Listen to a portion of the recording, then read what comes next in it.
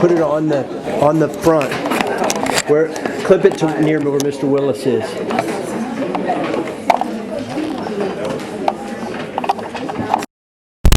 So it can get on through the feed of the stream.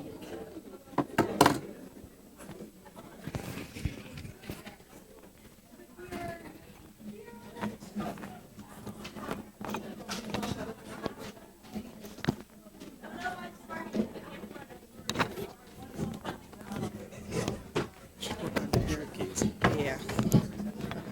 That's good. Okay. Thanks, Mr. Wilson.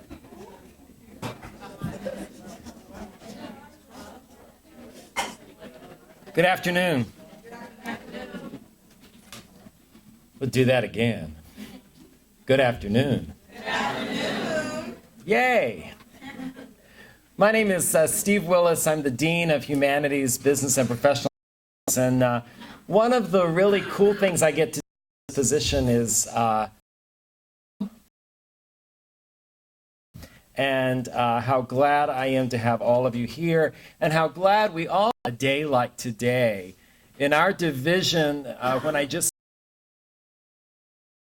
which is an indication of how interdisciplinary, many topics within that big topic, and a topic we won't finish with today, but a topic we can certainly begin and take with us. I hope that after today's conversation, you'll be back this evening at 6 o'clock. Kevin Powell will be here to do his book signing and talk to us some more. If you were here at lunch, it was amazing. Who was here at lunch? Pretty amazing, wouldn't you say? Yes, absolutely. So it is my privilege to introduce today's moderators, Tamara Jeffries, who you all know is an assistant professor of JMS, and Kiara Mills, class of 17, who is a senior editor-writer of Bell Magazine and a JMS major. So thank you all for being here, and I will turn the mic over to them. Thanks.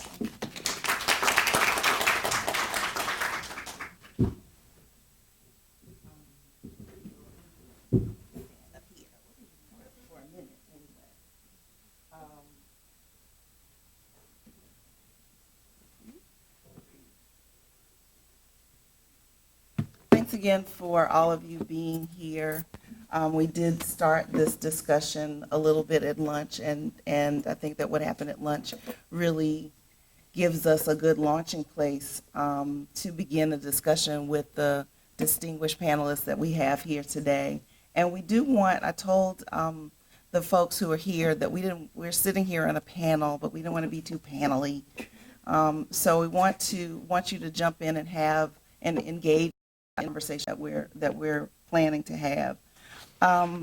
The inspiration for this occasion is that we were inviting Kevin Powell here on the occasion of the launch of his new book, The Education of Kevin Powell.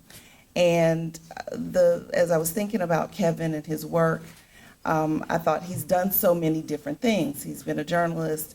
He has done community activist work. He has run for office. He ran for Congress. And so he's done all of this, political and social and cultural and literary. He's a poet. He told me he's a skateboarder. He was a graffiti artist when he was younger. So when we look at those kinds of things, it's very a multidisciplinary life. And so it made me start to think about, well, let's look at something from a multidisciplinary perspective. We've been hearing a whole lot these days, Black Lives Matter and that kind of stuff. And I wanted to give us an opportunity to talk about what it means to document Black lives from a number of different perspectives. Because as some of you may know, I'm a professor in the Department of Journalism and Media Studies, and of course, we're covering some of the things that happen in the news. We're learning to cover some of the things that happen in the news. But there are other ways that our lives are documented, and we wanted to pull some people together to look at that.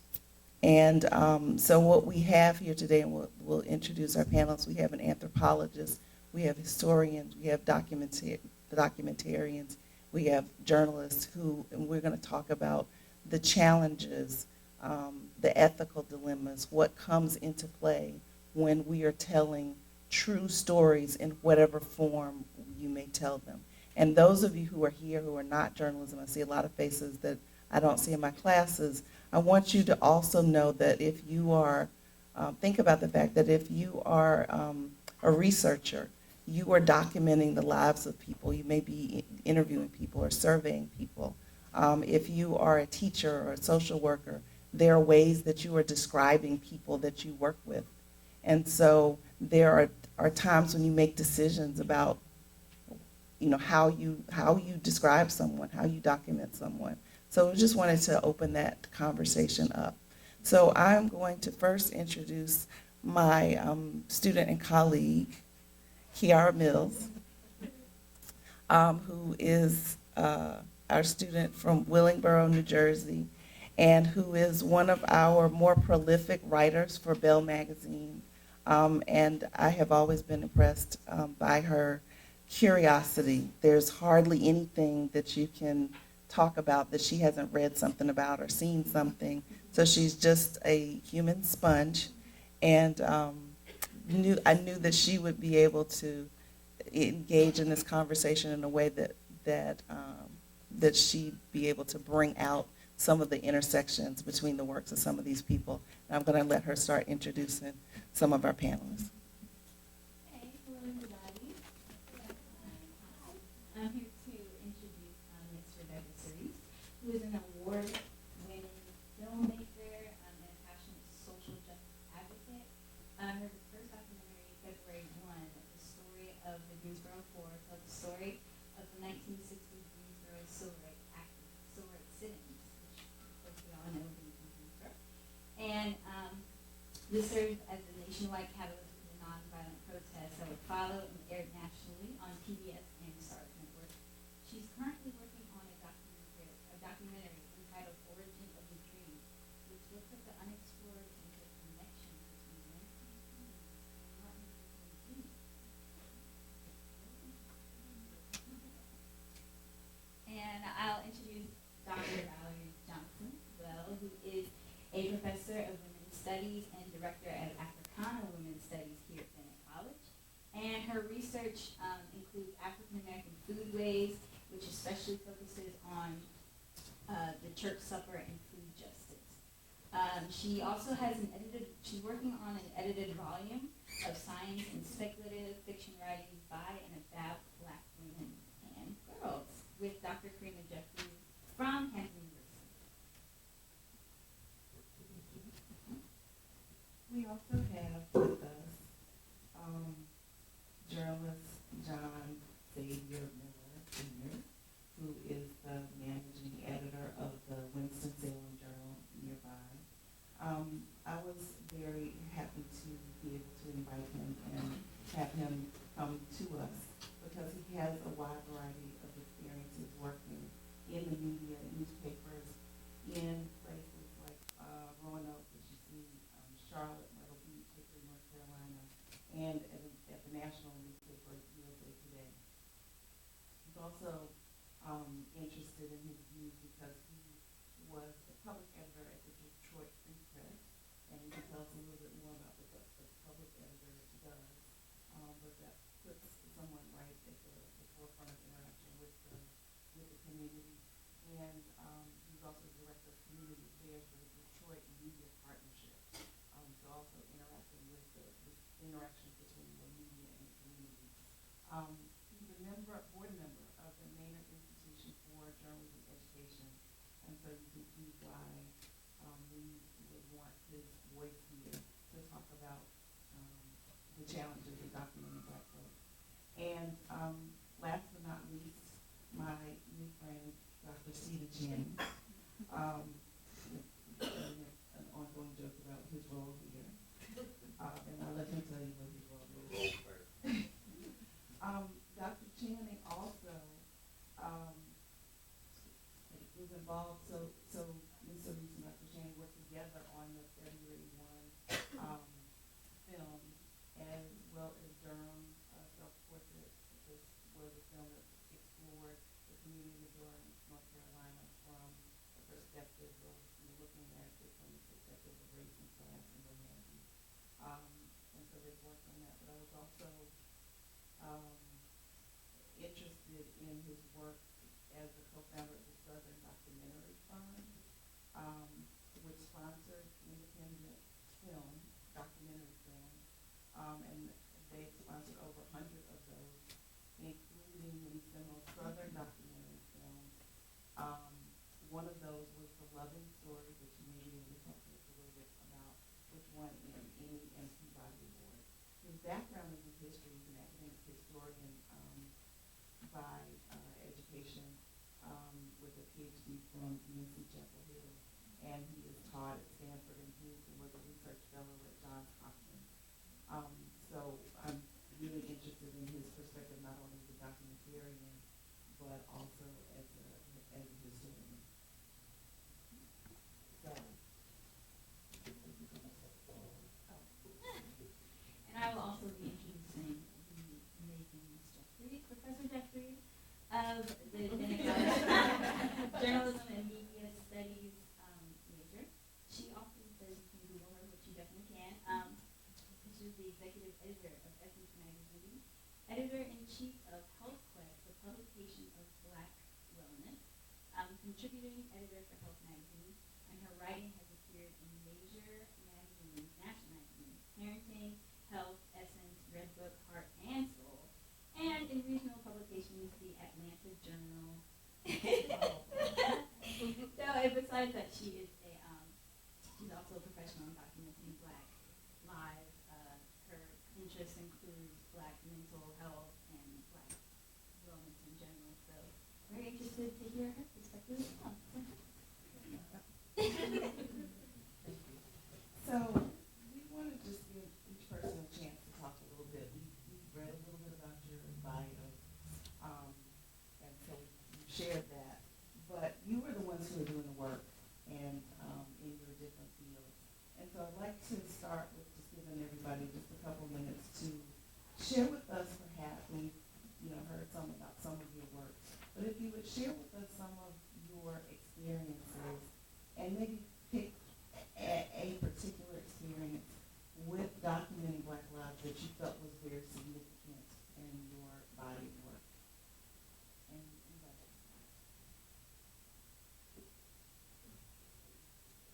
I guess I'll grab my when Professor Jeffries called out of the blue, I guess about a month ago. I said, "Is anyone an old white guy there?" Well, yeah, that perspective is welcome, everyone. So I'm very pleased to be here. Thanks everybody for coming. I think I shared with at least several of you the fact that I'm from Brooklyn.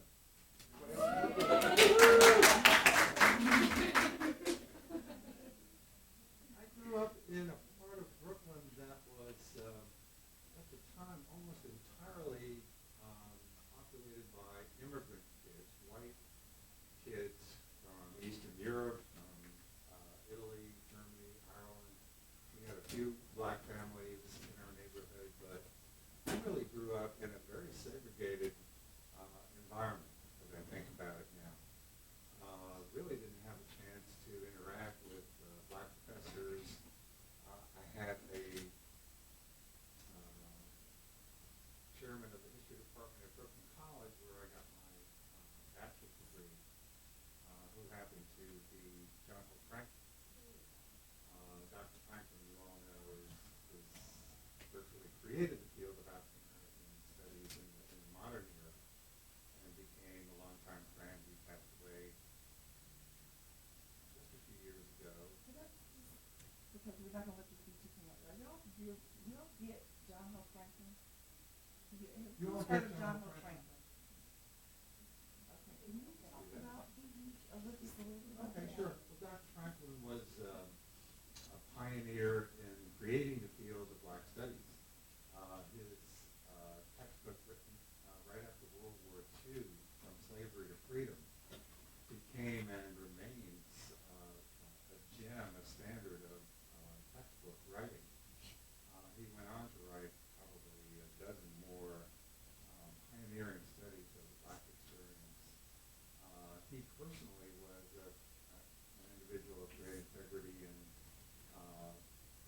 great at the City University of New York. He was the first black department chair. Became a friend of mine and my wife Nancy, who's with us today. I reckon something like almost 50 years friend. So he was a very special person to me. But other than that, I really didn't have the personal interaction that I began to have when I came to Chapel Hill. I got a PhD at Chapel Hill, and went on to teach at the University of Kentucky. I think the thing I want to say here at the outset is the value to me of having an academic training. When I think about documenting Black lives or any lives, and we've done films on the Jewish experience, doing one now on Asian Indians in North Carolina, it all comes down to, I think, authenticity and trust. To tell that person's story in their own voice, to tell that person's story in a way that authentically represents their lived experience, I think is it's just a fantastic opportunity in one's life to have someone trust you, entrust you with the story of your life. Now, how many people sitting here right now, I'm looking at a room of wonderful college students, how many people can you name that you would trust enough to tell your story to and then turn around and tell it to the world? Without your editing it, without your asking to see pre-cuts or some kind of a way that they could have an influence on how the story came out. That's the experience that I've had time and again, and most especially in the case of the four incredible young men who crossed town from right here and helped to change the world, the Greensboro Four. Those gentlemen never asked to see any transcript. They never asked to see any storyboarding. They never asked to see the film itself before it was shown for the first time publicly at Harrison Auditorium right across the road here at A&T. That's not patting myself on the back as being somebody so trustworthy. I think I am. I like to think I am. But I think that they responded to, I think, frankly, my Dr. Steve Channing. I think they felt that with the academic training that I brought to telling their story, that they could have confidence, they could trust me, and I think the trust, I hope to think the trust was merited. That our two living heroes remain friends, and I think, I don't know what to say here, you come to somebody in an open way, not with an agenda to make money, not with an agenda to advance your own career, but only with the agenda of helping to be a voice for their story in an authentic and honest way. And I think that's what's given me satisfaction for almost 50 years as a writer and a filmmaker. And we want to come back to that, to the building trust. I wanted to say real quick about John Hope Franklin for our Bennett Bells is that he considered himself a Bennett Bell as well. He was given an honorary doctorate, and he was very proud of the fact that he received the honorary doctorate from Bennett College and said, yes, I'm a Bennett Bell too. So you need to also know that as people raise up John Hope Franklin, that he has a connection to you right here in this room. And I think also the fact that a lot of folks don't know who John Hope Franklin is a big reason why I'm involved with doing historical documentary. I think we do a terrible job in our country of making history exciting, making history accessible, and understanding where we came from is so important to being able to navigate where we are today and where we're going. So for me, we're such a visual culture. For me, being able to be part of creating documentary films that discuss history is a way to really try and get that out there into the world, get people discussing things. Like I was telling Mr. Powell over at lunch, I think that documentary films, like screening films together, gives you a comfortable place to talk about uncomfortable topics. Who wants to, it's very difficult to talk about race in this country, very, very sexism, privilege, all of these things. Nobody really is jumping to talk about those things. You really have to, really pull teeth to get anyone to have a real frank discussion about it. Once you share a screening with someone, one of the most moving things to me was when we first released February 1, we would go around and we would have, it was like diversity training at different high schools, and the teachers would all see it. And it would lead to these discussions afterwards between people that had been colleagues sometimes for years and years. And oftentimes, the African American teachers would then share some of their experiences growing up that their colleagues had never heard, had never been privy to. And it just ended up making things so much more about sharing those experiences. And that, to me, has been being part of it. I also just want to say that, for me, it was very personal. I grew up in Brooklyn, New York as well. And my best friend growing up and actually she's still my best friend to this day, is of mixed race. Her mom is Eritrean, her father's Italian. And I was, immersed in their world and culture, and it just enriched my life so much.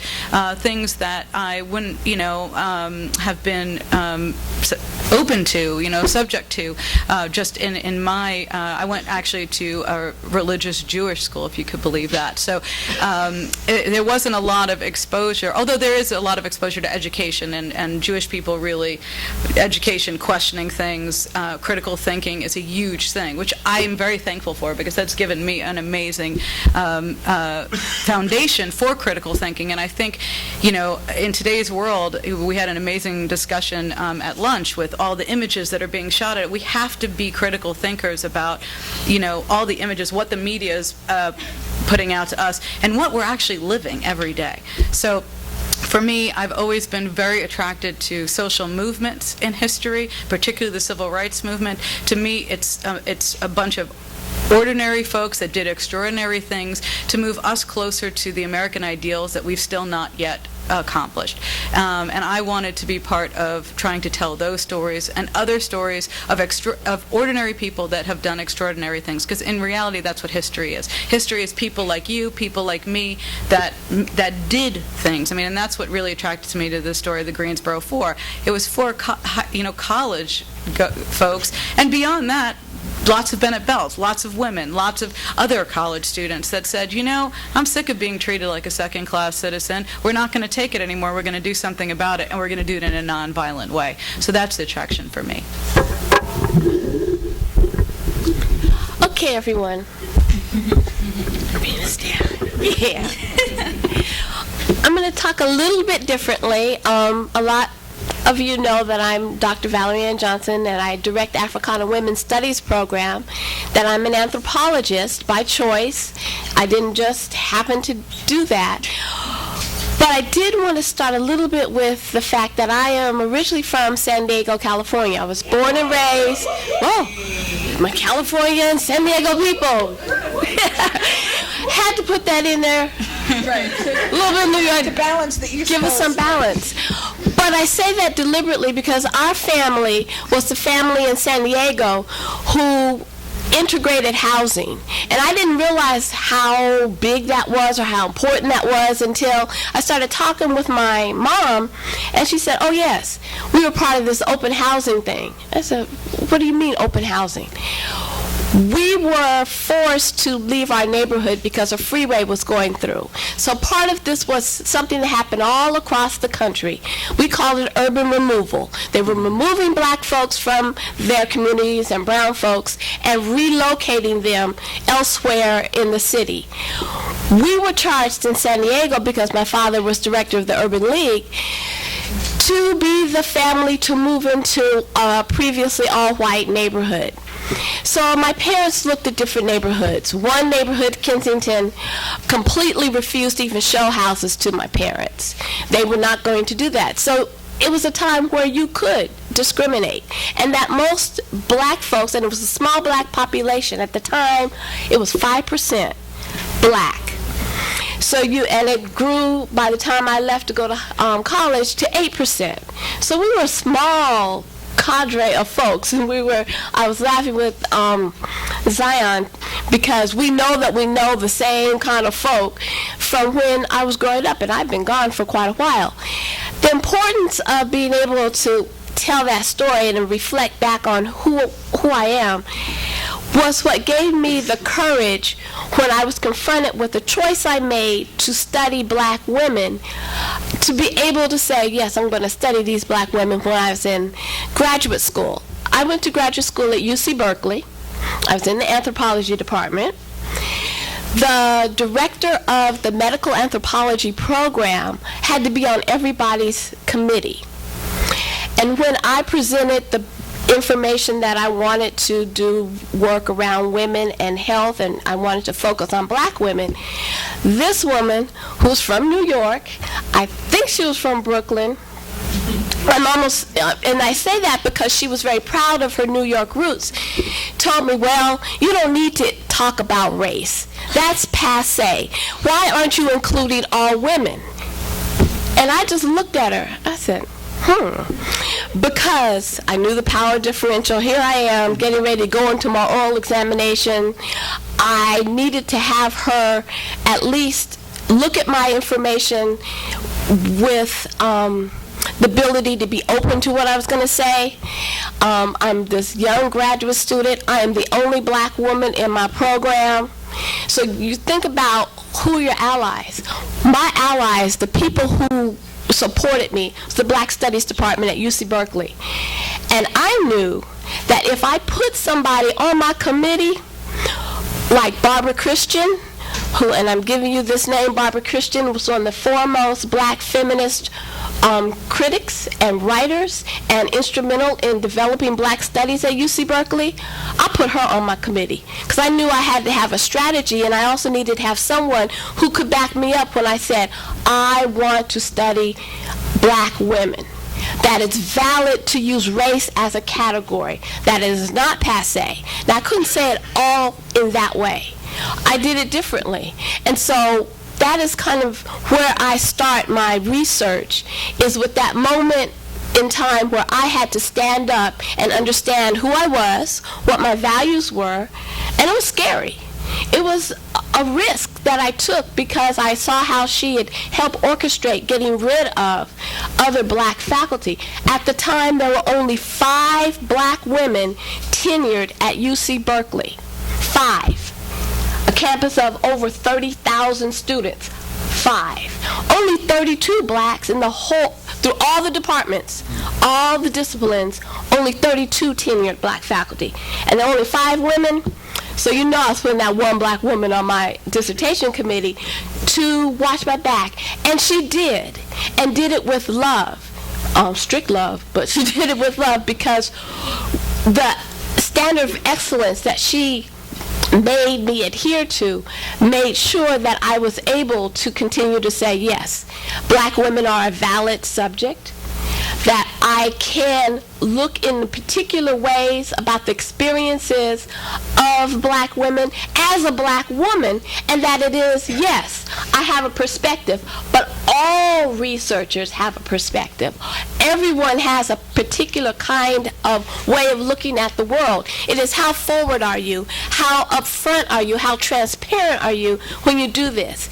And because I could stand there, I was able to go later on to New York City to do work at a pregnant addicted women's program and be able to build that kind of trust, which was really, really, really, really hard on a personal level for me, but also the women who I co-collaborated with. And I can come back to that idea later of, I didn't have research subjects.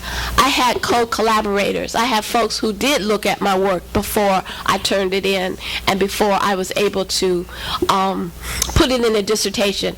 And I'm still sitting without publishing on some of that material because of ideas around privacy, how much of someone's story when you're in a very particular place at a very particular time dealing with AIDS, HIV, tuberculosis, and drug addiction, and losing your children, do you make public in a way that can be so revealed? So there are some choices that you make and consequences to those choices.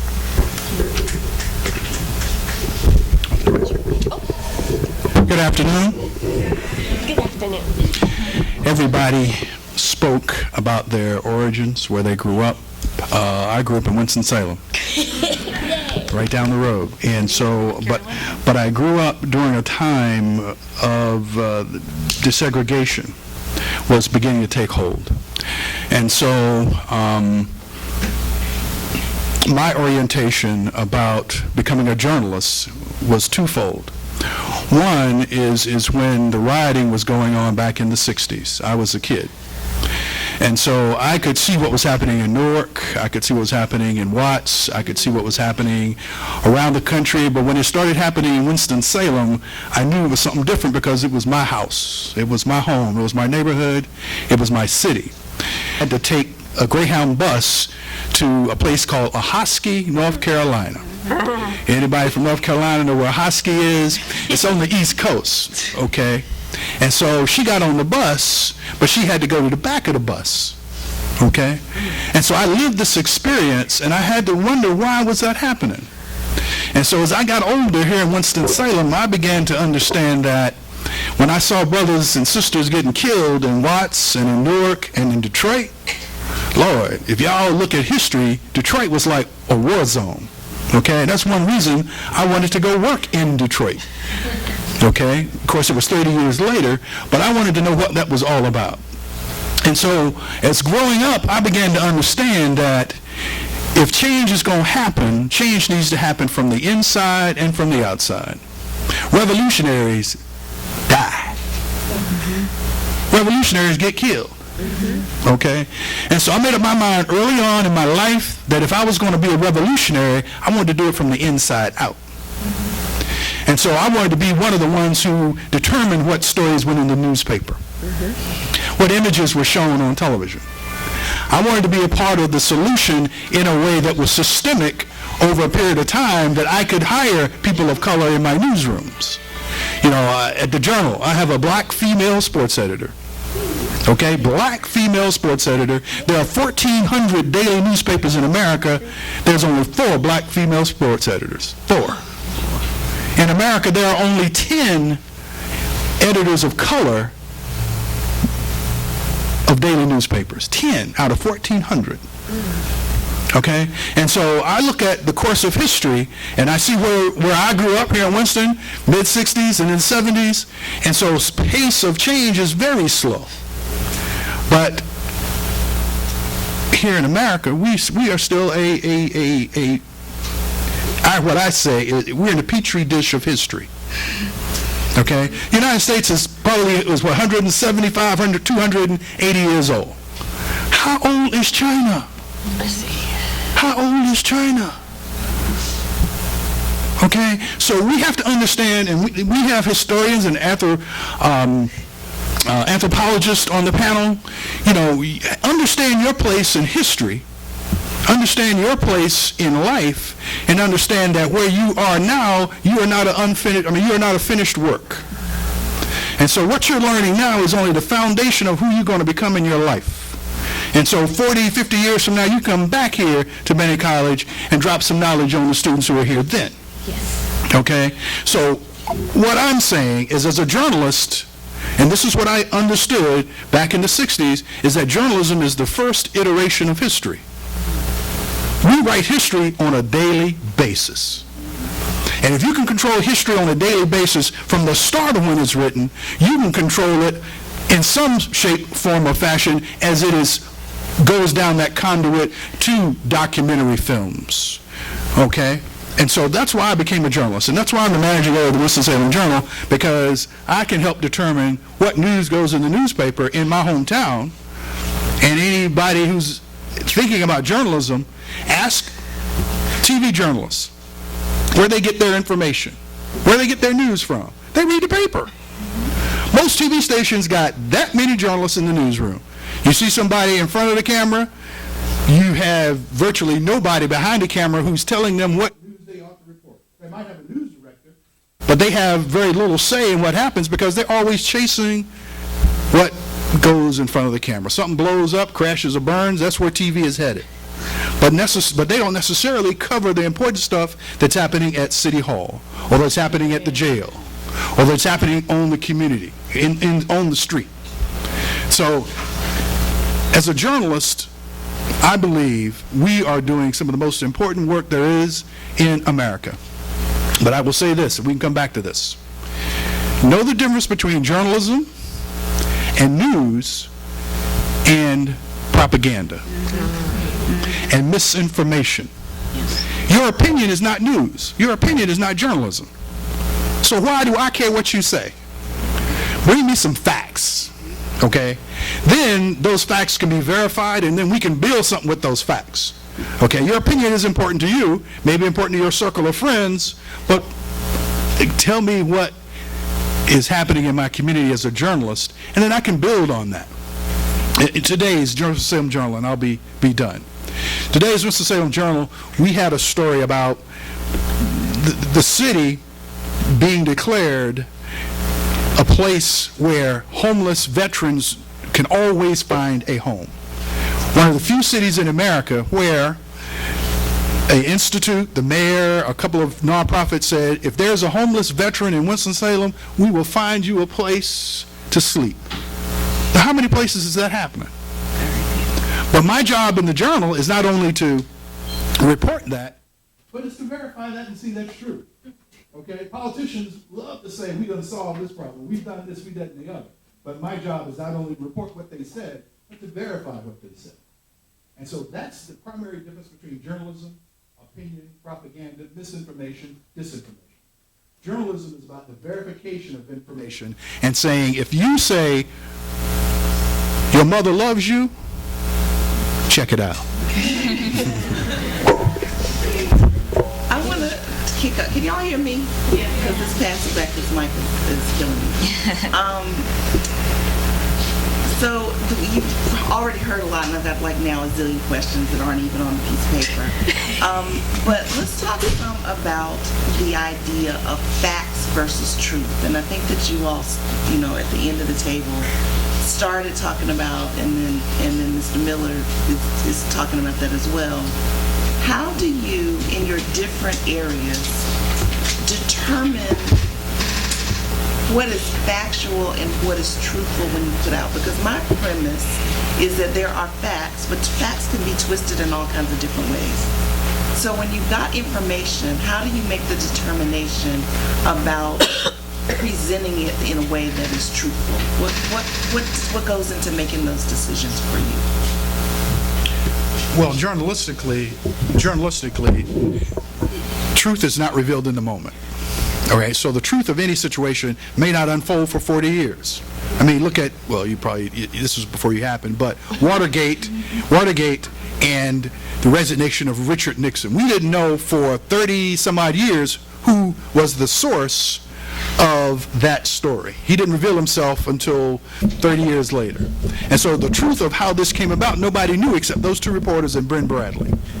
So the truth is not revealed in the moment, and so that means we have to accumulate the facts and triangulate those facts over a period of time to make sure those facts verify and re-verify themselves. And so, for instance, we get a police report from somebody that committed a crime. We read the police report and say what the police say. We get an eyewitness account by going to the scene and see what happens at the scene. We talk to multiple people on the scene, and then once that story is published online or in the newspaper, then other people might come to us too and give us their opinion of what's being said. And so I would say the truth is an amalgamation of facts, but the truth is not revealed in the moment. Following up on that, with documentary film, a lot of it is based on interviews of people that were there, that were doing it, but very much people's memories are not always 100% factual. Everything is colored through their own frame, their own lens. So there has to be a lot of additional research done so that you are telling the truest story you can. So for me, if there's books out there on the subject, I will do the research in the books. Newspapers are a huge part of it. But the funny thing is even within newspapers, sometimes there's differing accounts, differing stories, and you really have to wade through. And so it's a tough thing, but you do have to do your due diligence and check multiple sources, is sort of what I would say. It's because you can't, just count on the person's memory at all. I have a folklorist friend who has done lots of genealogy and folklore, and he said people lie. Right. Yeah, they do. They'll tell whatever they want. And part of what we do in anthropology, this is the participant observation kind of thing, is you are in a place and you spend enough time in a place that you understand the rhythm of the community. Who are reliable people in the community and who are telling their own kind of truth or their own kind of story. And you have to put that all together, but always understanding that you are still selecting. So you're still doing some editing. As you're viewing something, you're editing. As you participate, you're editing. So when you understand your own process of editing the information, then you can present what it is you know with the understanding you're not going to know the whole thing. And you can call out folks who do not tell the truth, who say, well, this is their particular perspective, but this is why this isn't true because I talked to this person, and they came out with a whole different collection of information. And it becomes hard. You have to use judgment, and you've got to have a certain level of maturity when you come to the research subject. So it's always, for me, it's always attention to maintain integrity. I think that's the part where I do the truth of the information, is by having a level of integrity. And if I don't know it, I'm not going to put it on the paper. I just don't know. And then start doing the digging in archives or wherever to try to get more of what that is.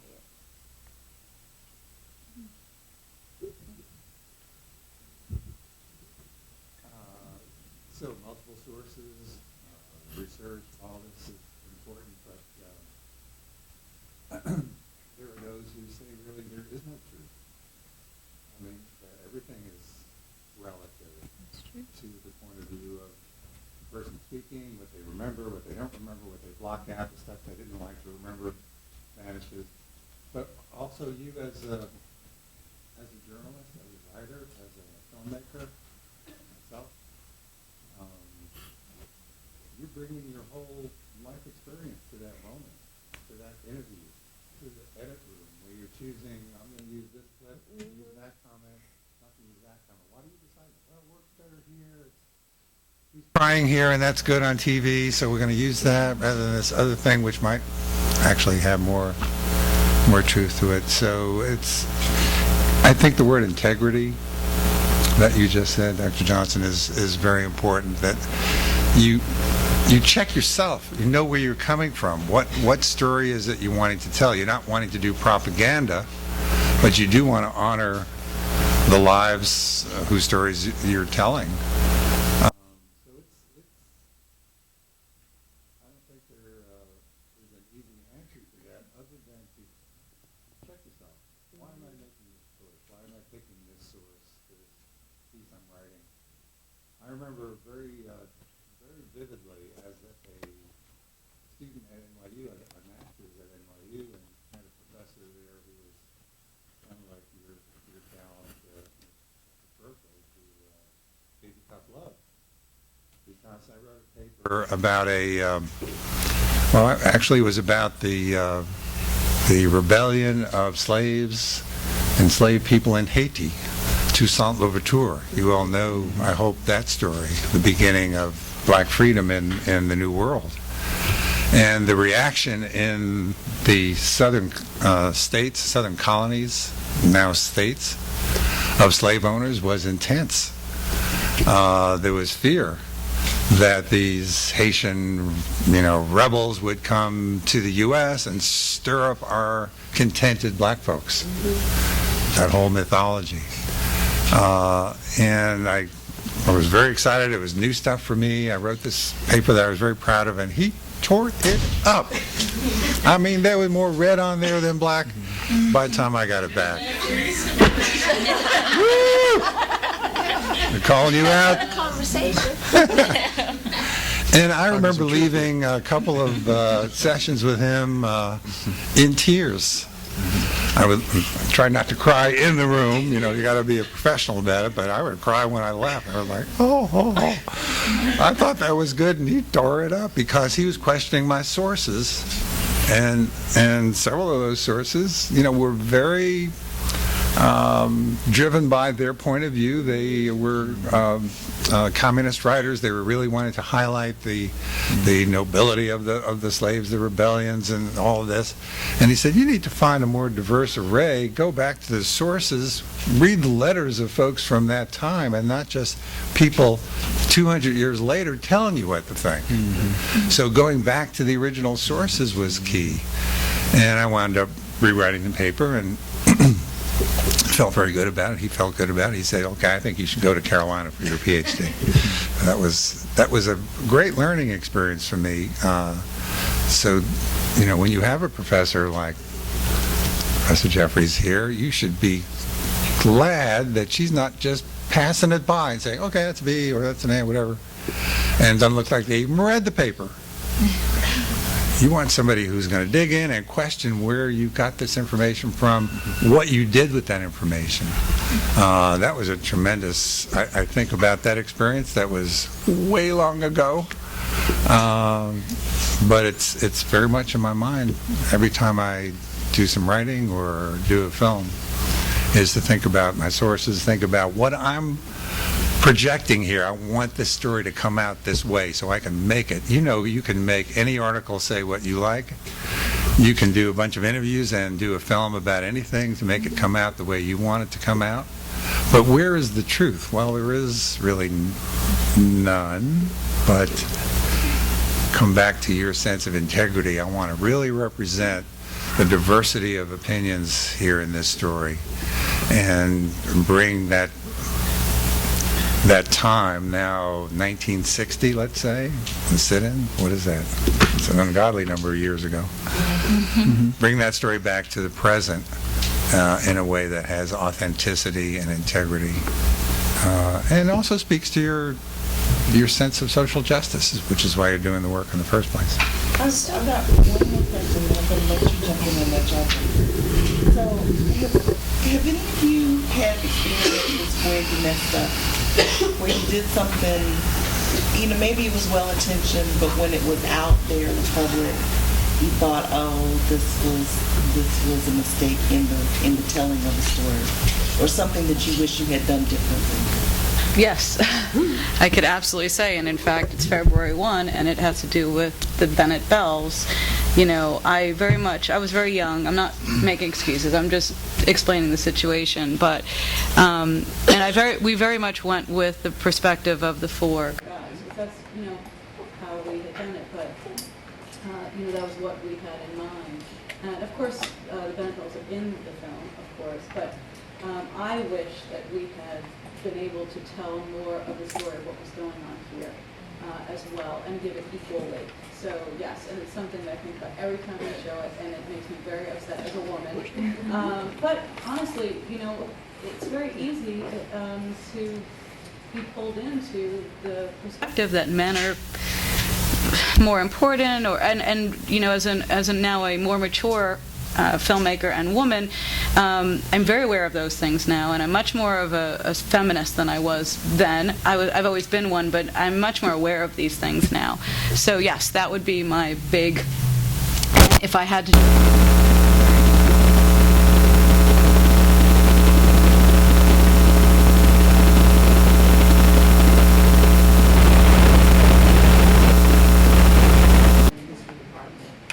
she's working on her PhD in Chicago, and she is doing work around women, and she's been in our archives here. And one of the things that she's come up against, she emailed because she cannot find some of the 1960 issues of the Bennett Banner, which is our school newspaper. So she can find almost every other issue, but there's a whole papers that she can't find in our archive. They don't seem to be on the digital archive. And so now, so it goes back, I think, to what somebody said earlier today about, I think that if it's not in the paper, you don't have the paper, then that's history. She's trying to document. And it's not there, it's not recorded there. So. And so it doesn't corroborate what the verbal, what the oral interviews, and that's the tension, that you need all the sources to kind of say the same, to be telling the story in the same way if that's what you're going to state. And so that does become tricky.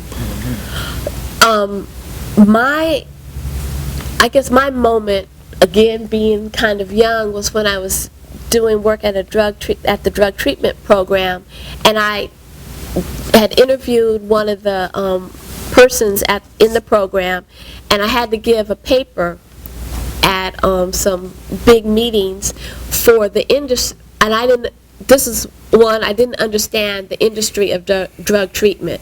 I was so focused on the women's stories and how important it was to understand women in treatment at the time that I didn't understand the bigger context, really. So I'm in Montreal. We're at these big meetings for the industry, and I tell the story of a particular woman who had been raped while in treatment, but it wasn't the treatment program that I was associated with. I did not understand how, even though I'd masked who she was, the reverberations of saying that in that particular story in that context, because it came back to, it happened at the place, at the particular facility. I underestimated that kind of rumor mill that they lived within, because I didn't know that culture well enough. And if I had to do it again, I probably would have found a different way to tell the story. I would have been able to tell a story about what can happen, and all I wanted to say was, treatment is risky for women when you use masculine or male treatment modalities. I didn't have all that language, so I just told the story just straight out, and that was probably not the best thing to have done at that particular moment. That reminds me a lot of the Rolling Stone article. Thank you. Thanks. The UVA situation where the college student, she said that she had gotten raped at a frat party, and Rolling Stone covered that. They interviewed just her, and they went by her story, and they didn't really go through their sources. So they printed the story, and it just fell out. All the details weren't matching up. People were calling in and saying it's not connecting. The fraternity was calling and saying, that didn't happen. We didn't even have a party that night. What's she talking about? So even though I guess that just goes to show that even though a story is important, the way that you tell the story and the facts, that you do have to go through all the facts, even though it's relevant and. And in my situation, her story was truthful, but it was in the telling of it and the things I had to not tell in order to not reveal who she was, interrupted the narrative in such a way that it turned out being not the right story to tell at that particular time in the way that I did. And you're right, all of those pieces need to be in place. Right.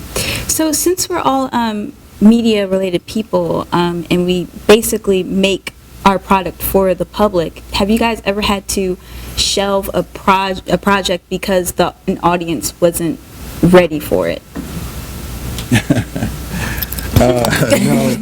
No, just the opposite happened, and it taught me a great lesson.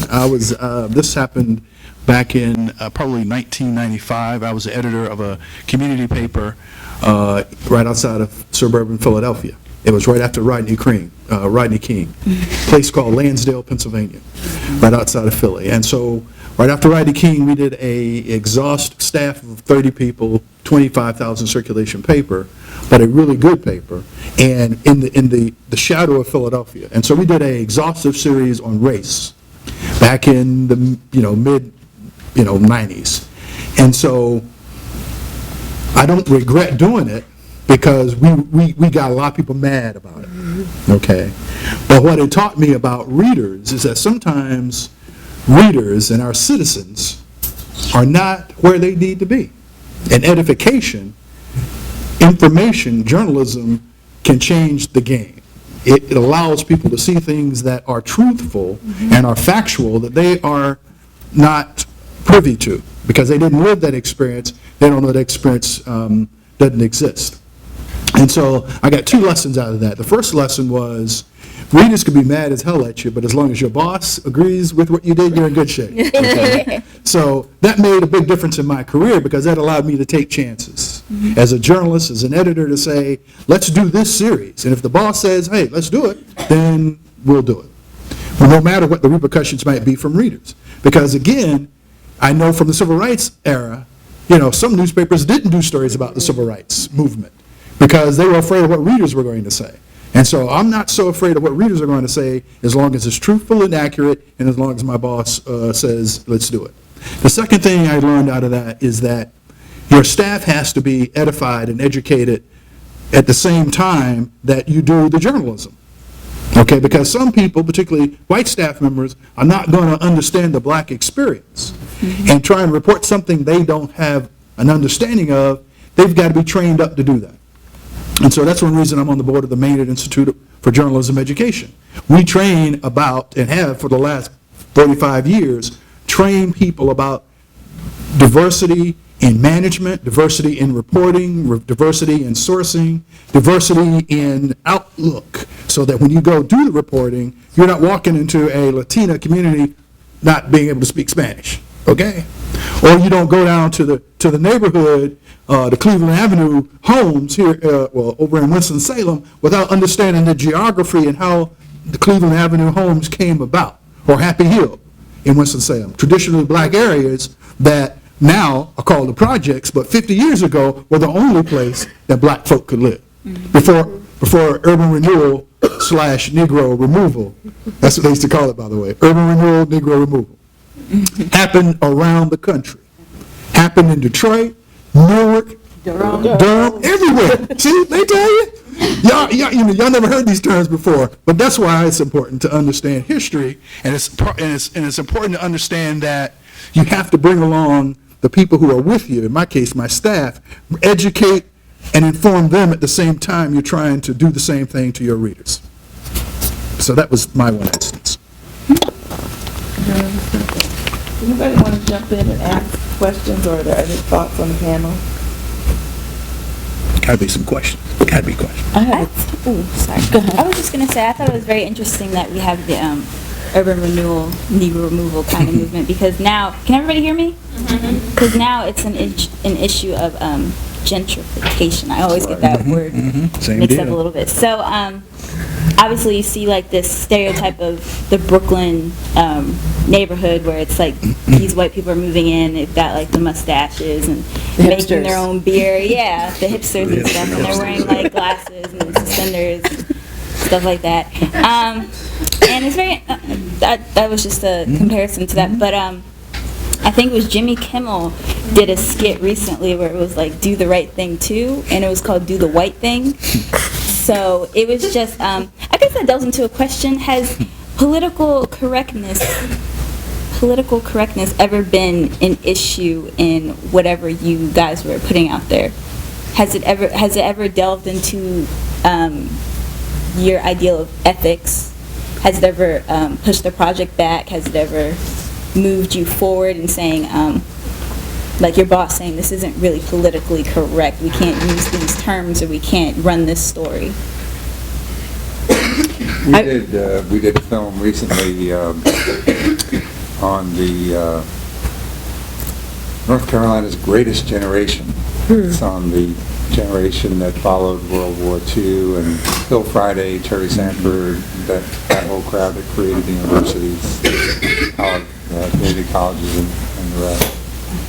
And that's probably the one instance, the clearest instance where the UNC television folks got nervous about some of the language we were using, Like liberal. fearing that we were Pushing an agenda. praising them too much and pushing a progressive agenda in the guise of telling the story of these progressives. And I'm like, this is their story. Right. This is their words. They are speaking. But again, you can shape a story or a film however you wish, and we pushed back in some cases. In some cases, we recognized that maybe we were pushing it too hard. We brought Jesse Helm's story into the film to give it balance. He just appears like the idiot he is, so that's good. But I think that was probably the one case where we had back and forth tug of wars about the script and the language of the voiceovers and some of the Choices we some of the made. choices of sound bites.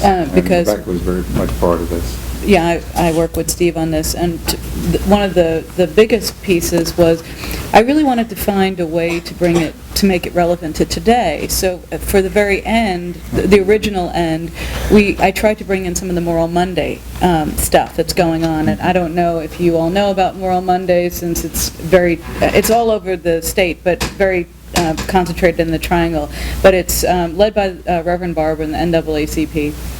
And it's about the moral issues that are facing our state and our country, really. It's across the country because, right-wing conservative folks have taken over state governments and have an agenda of really corporate tax cuts and not caring about poor people. And I really wanted to, and what the folks that we had in the film were fighting for were these exact things: equity in education, equity in economics, equity in healthcare, really trying to deal with those issues. Same issues. So in the original, in our first cut, because I edited the film, in the first cut I ended up the end bringing up on Moral Monday and having Terry Sanford and Bill Friday talk under that, and also another professor, Jim Johnson from UNC Chapel Hill Keenan Flagler Business School, talking about the issues that we're facing today. Well, this went over like lead. It was, in fact, they said to us, you have to rework the whole film, which was not true. They really meant you just have to take that part out. Yes, and that was, the great thing about working with Steve, and in a lot of cases with a lot of our films, we've raised the money through foundations and through private individuals where you don't have those limits. This was a situation where we were in a co-production with a state-owned, state-funded, PBS station, UNC TV. So, Steve has always been really just an amazing collaborator and never had anything like political correct. He wants to tell the story, same like me. So it's been wonderful. So that was our first real, like you said, pushback, and it quite frankly shocked me, and I was not a happy camper, to say the least, because I really, especially at that moment, really did want to push the boundary because we need to. And I definitely felt like my voice as a filmmaker was definitely limited. So what more can you do? John Miller, you talked about, you don't worry about what the readers or TV, the viewers think, as long as your boss is cool with it. Well, what if your boss isn't cool with it? And Okay. All right, let me make that, on subjects where there's need for illumination and edification, and journalism needs to get done, okay? And so, in that series about race, we needed that conversation to begin to happen and to tell the story more fully, because people didn't understand what happened to Rodney King and the circumstances around his life and black life 20 years ago. Okay, and so that's a story that needs to be told journalistically. And so my boss agreed with that. My boss, even today, generally my publisher will agree with what I have to say and do because journalistically it's sound. We do get pushback from readers, and I do listen to readers in some regards. Let me give you examples on both sides of the spectrum. Monday, we had a story in the paper about the mayor of Houston talking about gender equity laws in Houston. And Texas, as you know, is not a progressive state. And so on the front page, we had a photo of the mayor and her spouse kissing, okay? And so I got calls from readers saying, why'd you put that picture on the front page, okay? And so basically I was explaining to them, journalistically, the story it happened, okay? We could not tell the story. This picture told the story. And, it's the law of the land, duh, okay? And so people are going to push back against that, but journalistically, we were sound in that regard. On the other hand, I get people now saying, for instance, on both ends of the spectrum on this issue, Benghazi, Hillary Clinton, okay?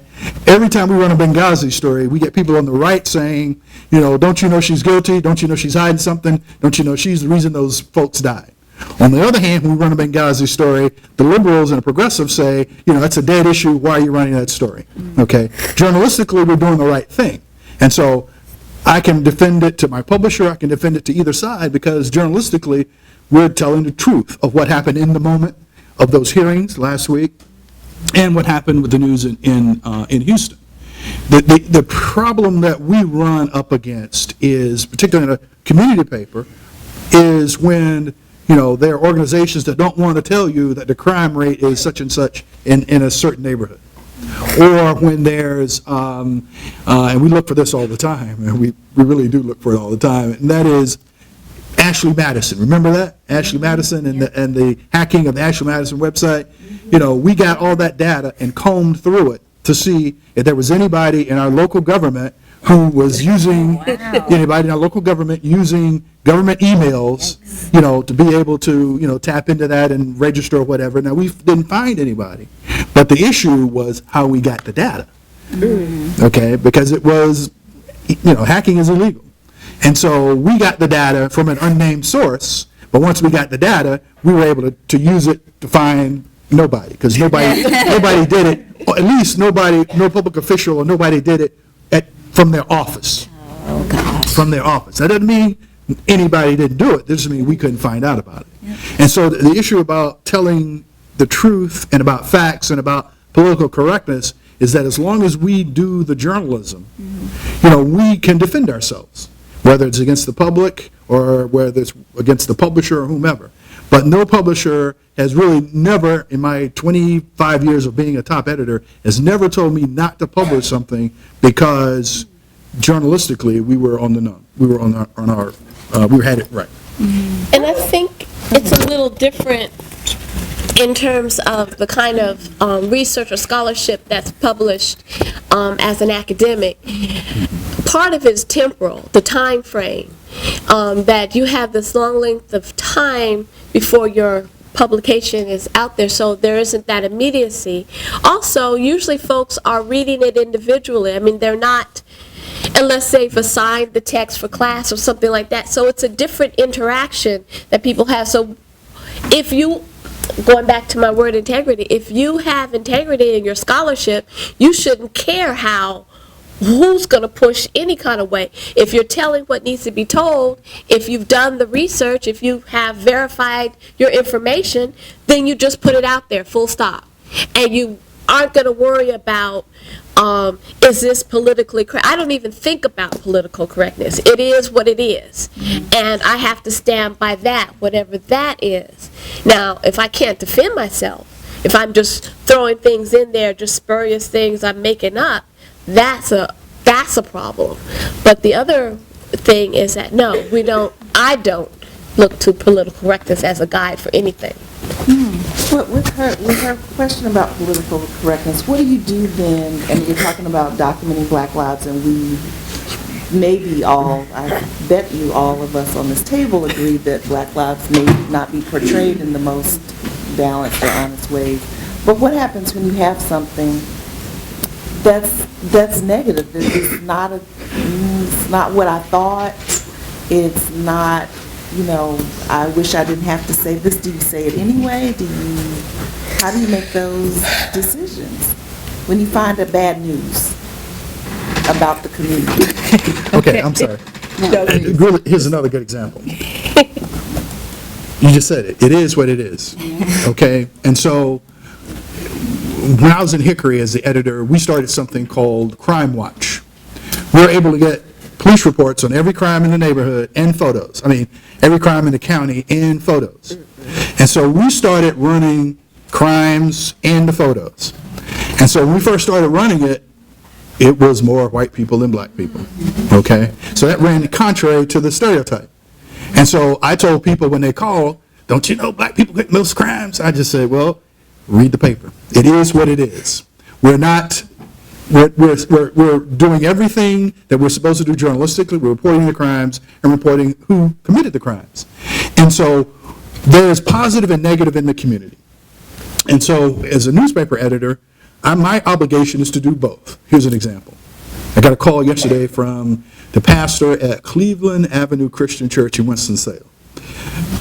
Tonight, they are doing an event for 60 young women where they're picking them at the church in a stretch limousines and whatever, taking them to a club, not your kind of club, but I mean they take them to the Piedmont Club, the kind of club where you have dinner.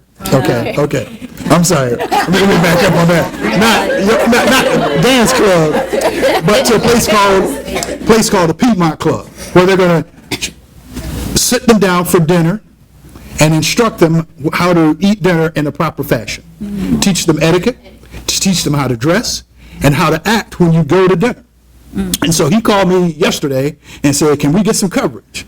And, I got reporters scheduled to do other stuff tonight, but I said, at least we'll get to take a picture of it to let people know this is going on.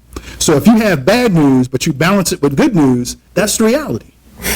And so my job as an editor, and I found this doesn't happen everywhere, is that the good news doesn't get the same value and the same gravitas in newspapers as the bad news. Bad news is easy to identify, easy to get to, but good news is harder to get to at times. Okay, and so my job is to make sure as an editor we do both. I also just want to follow up on that real quick and say, I think the problem is beyond us reporting things. It's that in our society, and I've noticed this, if one woman lies or exaggerates something about rape, then all women are lying about rape. If one African American man commits a crime, it's all. The only people who I think don't have that are white men, because white men commit the majority of school shootings, of mass shootings, but it's never like all white men after that, And so I think that's the other problem, that we're more hesitant to want to report those stories, or we have questions about it because we know that it's then going to lead to this discussion of it's all of those people, and because that's the way our society is pushed and brainwashed into thinking, except for white men. They're like in there. No, but it's the truth. It's the absolute truth. Sadly, I mean, I saw The Hunting Ground, a documentary about sexual assault. Whatever you can say about that Rolling Stone article. It's a huge problem that's going on, and what they ended up doing was a great disservice to all the women, that this is actually happening to, and that's what I hate. I hate when everything it paints all people, and that's the trouble with that. Sorry, I just had to jump in and say that. We got a bunch of hands. Just rewinding a little bit, in today's age, when it goes to followers and tweets and how many people you have following you, and whether because there's so many outlets for media, do you take that into account when you're doing a racy story, or that people lose their followers? Because I know a lot of reporters that they go in, to their job knowing I have a certain amount of followers, so if I do mess up, I might lose a couple, or it's going to be all over my Twitter or Facebook later on today. Do you think you guys take that into account, or is that just like? I'm an old school journalist, okay? And so I go by something called the Elements of Journalism. It's a book that you can find on the web. And basically it says, go to the facts, be accurate. If you're accurate, let the chips fall where they may. And verify your information. And so I know, and I read this all the time now, Gawker, Deadspin, all these social media-driven journalism enterprises want to build audience because audience leads to funding. Okay, and so clicks lead to funding, and so we don't go after clickbait. Okay, because we want to be truthful, and over time, the truth and facts will win out. Now, we don't know when that might be, okay, but we still have a viable enterprise where people are paying advertising for the newspaper and beginning to shift their advertising dollars to the web. And so journalistically, we're going to stick by that and not worry about clickbait or slamming people or just running after stories like TMZ. Okay. Hello, my name is Brenda Bennett. I'm a journalism and media studies major, and I'm from UC. I kind of want to get this back to gentrification. So I'm from UC, and gentrification is real. I went to one of the most populated high schools. It was called it was one of the most diverse high schools, but it was also diverse. You had like your white kids sitting on this side, and the black kids sitting on this side, and then the Chinese and the foreign people in the middle.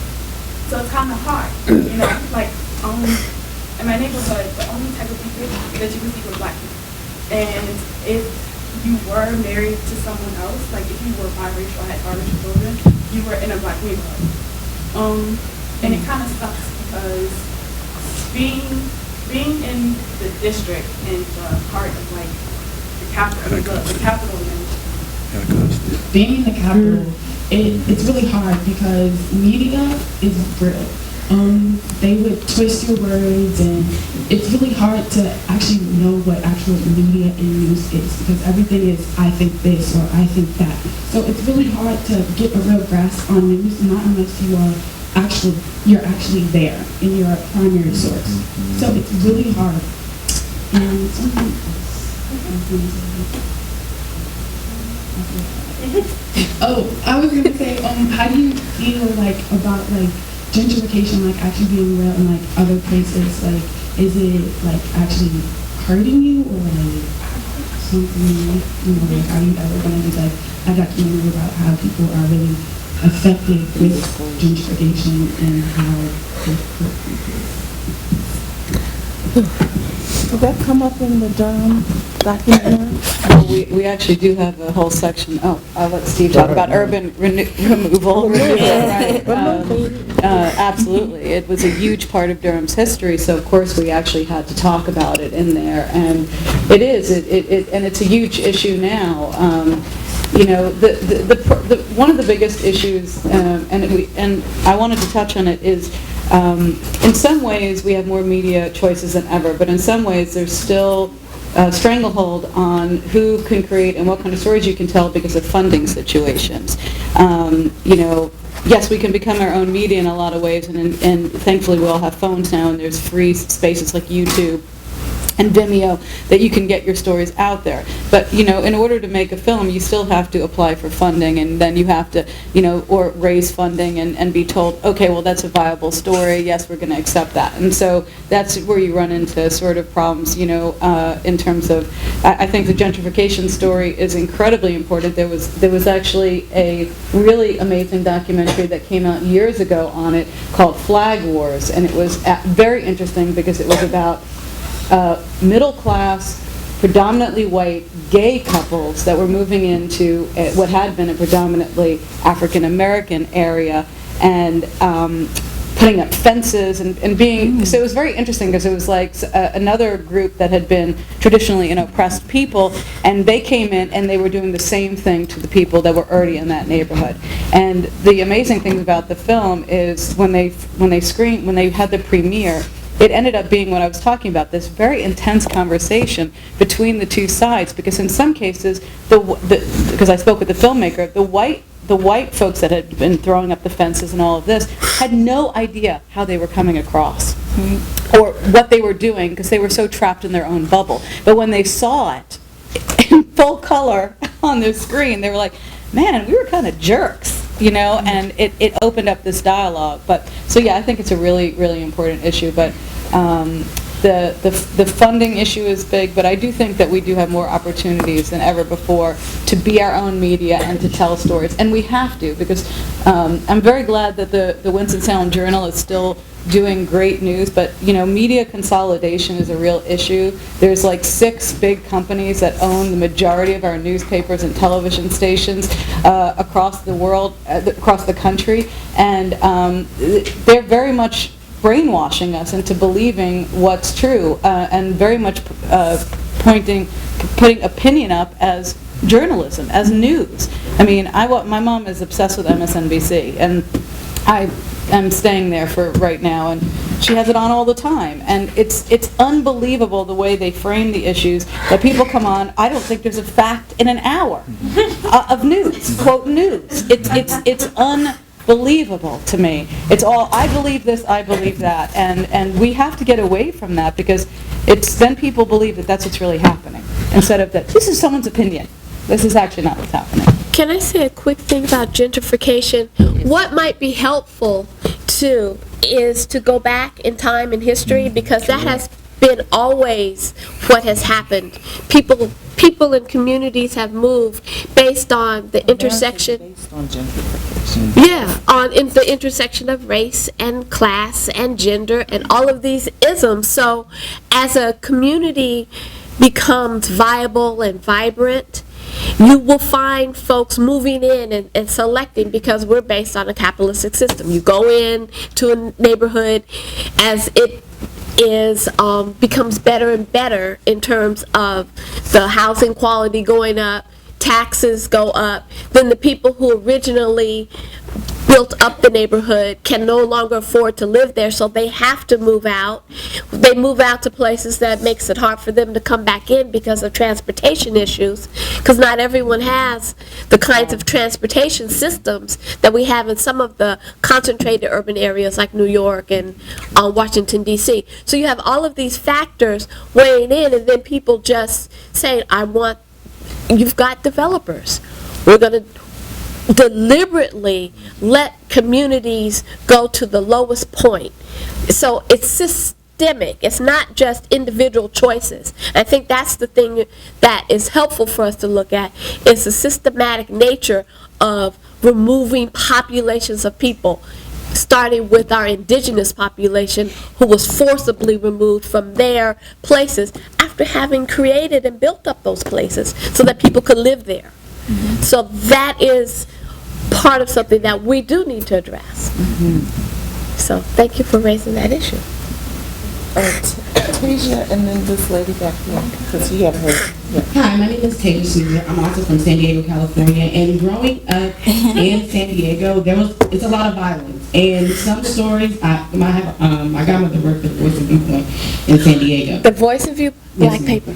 And my question is why some stories and some people who were killed and murdered in San Diego, they didn't get any type of recognition, like in the media. So I was thinking, like, I was asking, why is it that documenting Black lives, we only document them in a negative connotation versus a positive one? Being that you're an editor and for you actually, John Miller, being the editor, that stuff actually gets out in the media. Okay, and so there's more to a situation than you might expect. Okay, and so when you're dealing with, if you're talking about individual life, that's different than dealing with in an aggregate. Meaning, if there's a pattern, newspapers and media can examine that pattern and understand why that pattern is happening, just like with Black Lives Matter now. I mean, they look at the patterns and they're examining it. Individually, people die every day. Okay, traffic accidents, shootings, suicides. I mean, for instance, there are probably more suicides going on in this country now than murders, okay? And so getting to those facts are very difficult because, one, people don't want to talk. Okay, here's an example. Y'all have seen TV, and y'all know as soon as the TV truck drives up, who's going to step in front of the camera? The most articulate, or the person who wants to be seen on camera, or the person who wants to run back and say, turn on the news, I'm on the news. okay? Those people aren't witnesses oftentimes. They want to be on television. And so are their stories truthful? Are their stories meaningful? And so if you want to get to what happens in somebody's life, oftentimes you're not going to get to the family. We go to the families all the time after somebody's deceased. They don't want to talk. They don't want to talk. They're in grief. Do you feel like families don't want to talk only because of some of the stuff that they've seen in the past about things that happened to people? Could be. Like that? Could be. But also grief. Okay? Most people don't recognize if you have not had someone in your family die and die unexpectedly, grief takes hold and lasts for days and weeks. And when they do finally want to talk, it's a month or two later. And so that is what we call water under the bridge. You can't necessarily go back and document what happened in that person's life. If it's a high-profile story, that's something different. But I think the issue is looking at crime and punishment in aggregate and talking about systemically why Black Lives Matter, or systemically mass incarceration, or systemically look at why low-level drug crimes are prosecuted differently among Black folks, Latino folks, and white folks. And so those are the stories that really tell the tale as opposed to kind of individual stories. But we tell those individual stories too. As a matter of fact, in Winston-Salem, the newspaper, is specifically responsible for freeing 2 Black men who were inappropriately charged with crimes that they were innocent of.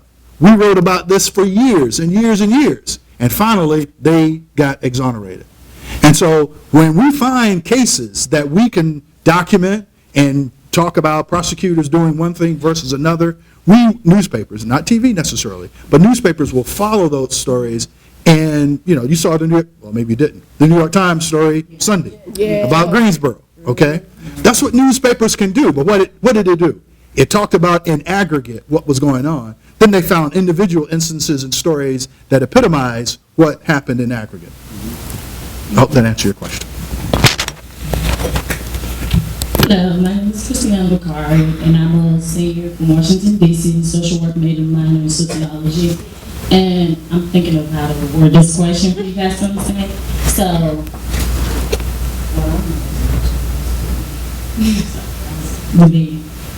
So my question is, coming from where I'm from, I actually was born in Syria in West Africa, and the way journalists and I guess editors or whatsoever portray the U.S. is different than when you come to the U.S. So there's a lot of issues going on with immigration, and not knowing exactly what to expect when they come here. And they do come here, and as well as journalists in local cities, I won't say bash different places because that's not right. Pretty much have stereotypes. Even though I'm not saying the journalists do, but when you write issues that are dealing on with people from different countries and they do come here, then you see Americans already have their own perspectives and their own opinions of how this people leave, and then they do come here and they have issues trying to get into the U.S. and understand you guys' culture and all that stuff. How do you guys try to relate your news or issues to be nationwide and worldwide, that we can get it back home before we do come in and don't see a difference? I hope you understand. I'm all over the place. So are you saying that you're seeing American news, you're forming ideas about what's happening in America based on what you're seeing on television or reading about that? Because we see as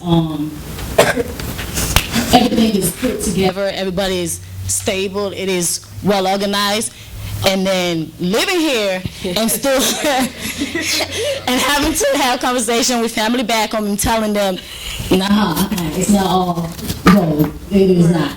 It is issues that our people, deal with here, being African or African American, deal with here, or any other race deals with.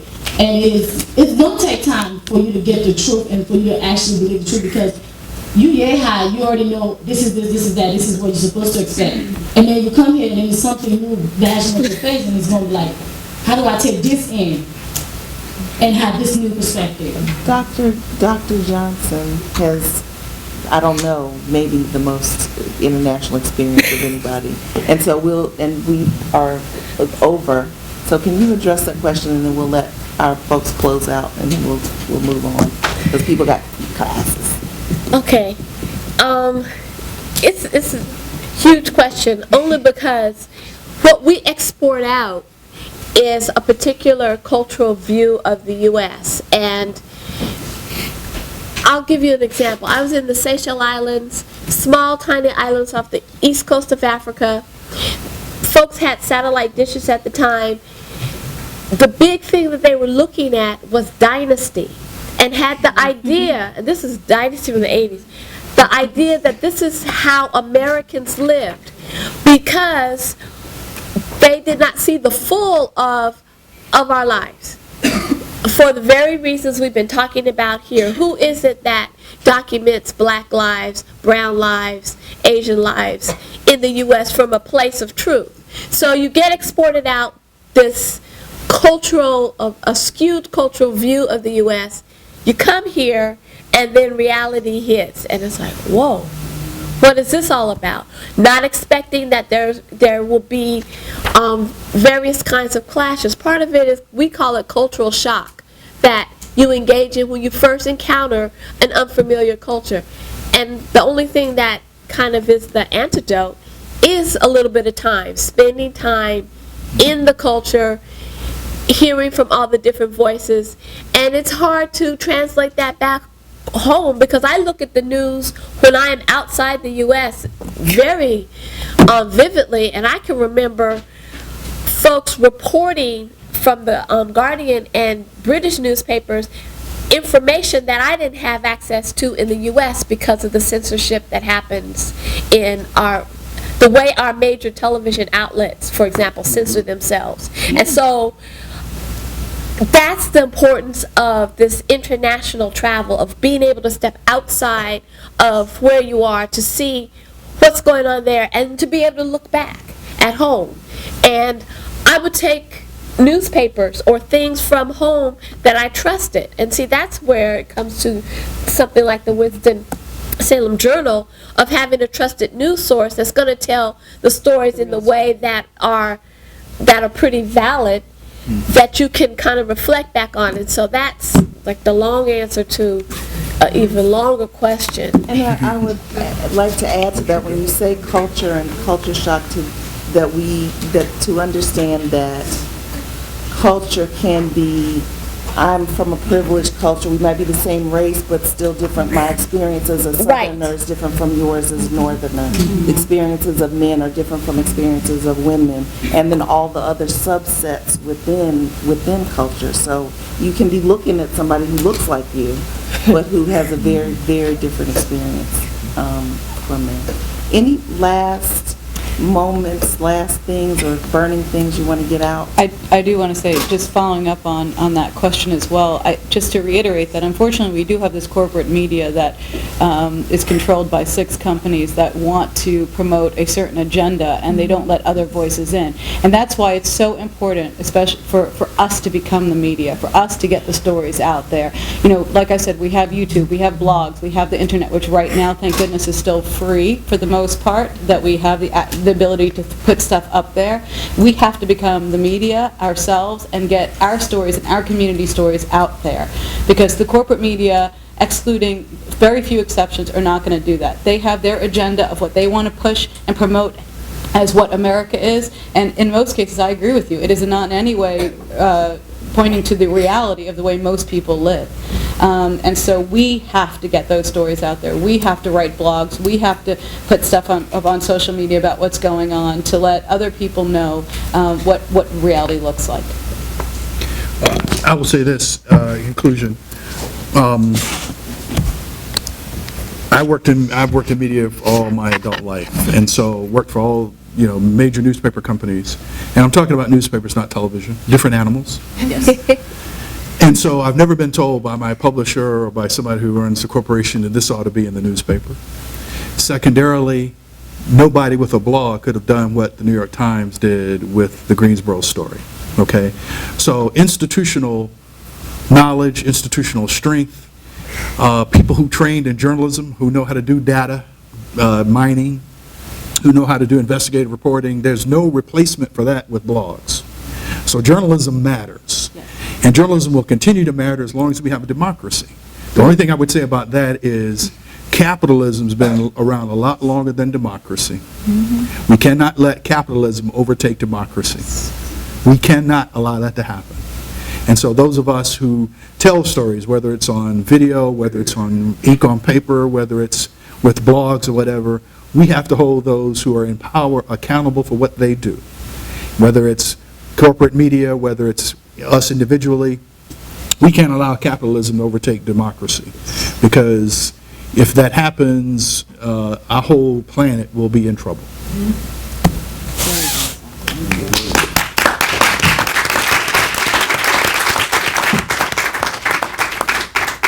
So read widely. That's right. That's good. Widely. I know people have to go. I'm Rosalind Hughes Hall, president of Bennett College, and I want to join all of you in thanking our panel for such a rich and inspiring conversation. I have a few words of charge to each and every one of you. What I heard today was that we have an opportunity, you all have an opportunity and responsibility to take some of these research papers that you're supposed to be writing and write about some of these very issues that are tender to your heart. Do the research, find the primary sources, look at the history, look at the psychology, talk about the social work issues. These can then become your thesis and your dissertation.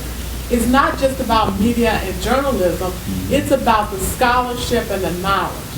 But I do believe you all also have an incredible opportunity to make all lives matter from an intellectual standpoint, because you can say, here are the facts, and put facts out there in a blog, in a media series that you start, and just share among your friends. That's how we start to make change.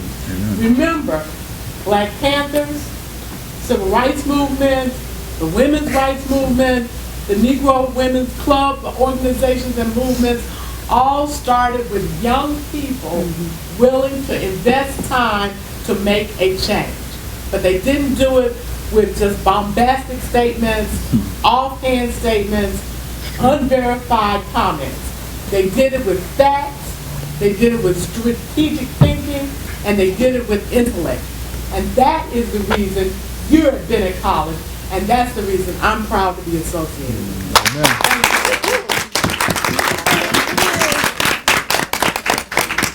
And thank you, Journalism and Media Studies Thank you. Department. Thank you. You are amazing.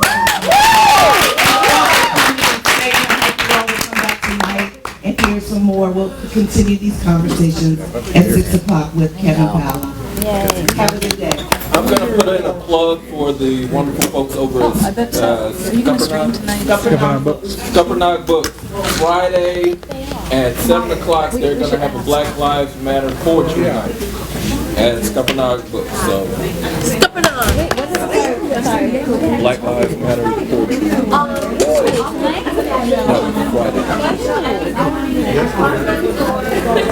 Great. That's good. I enjoyed it. You know how I be at this place.